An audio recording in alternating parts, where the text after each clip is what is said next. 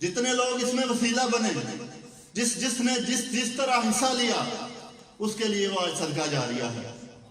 اگر انجمن طلبہ اسلام کے نوجوان ملک کے کسی کونے میں، کسی جگہ پر، کسی کمرے میں، کسی میدان میں، کسی چوک چراہے میں کھڑے ہو کر اگر یہ نعرہ لگاتے ہیں سیدی مرشدی یا نبی غلام ہیں رسول کے غلام ہیں، تو اس کا وہ حصہ، وہ اجر ان کو لازمی ملتا ہے۔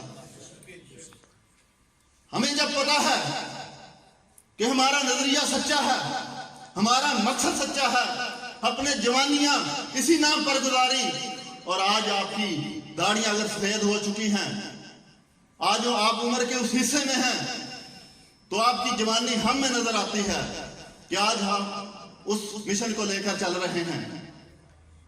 تو میرے بزرگوں،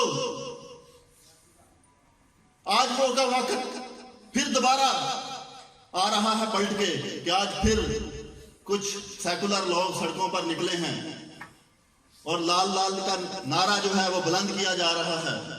آج پھر میڈیا ان کو دکھا رہا ہے اور ان کا نظریہ بتا رہا ہے، اور دوسری طرف پھر وہی مذہبی انتہا پسندی عروج پر ہے۔ تو پھر اس وقت اس نظریے کی آج ضرورت ہے، اس جوش و جذبے کی ضرورت ہے۔ اب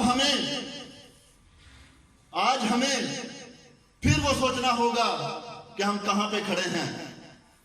انجمن طلبہ اسلام تو اسی طرح چل رہی ہے، انجمن طلبہ اسلام کے نوجوان تو اسی دیوانہ وار اسی طرح نعرے لگا رہے ہیں، لیکن آپ کی جو ذمہ داری ہے وہ بہت بڑھ چکی ہے۔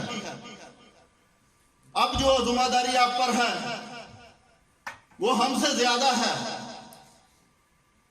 آپ نے ہمیں آنا ہے، اپنے تجربات کی روشنی میں ہمیں بتانا ہے، کیونکہ آپ زندگی کا وہ حصہ گزار چکے ہیں جس میں آج ہم ہیں۔ آج آپ نے بتانا ہے کہ بیٹا اس طرح نہیں، اس کا مقابلہ اس طرح سے کرنا ہے۔ آپ نے ہماری ضروریت کا خیال رکھنا ہے، کیونکہ آپ ہمارے روحانی باپ ہیں، کیونکہ استاد روحانی باپ ہوتا ہے، اور ہماری ہر نیکی کا حصہ آپ کو بھی ملتا ہے۔ آج اگر فیصلہ آباد کے 4 تحصیلیں ہیں، اس میں تاندرے والا انجمن طلبہ اسلام کے کام میں سب سے آگے ہے۔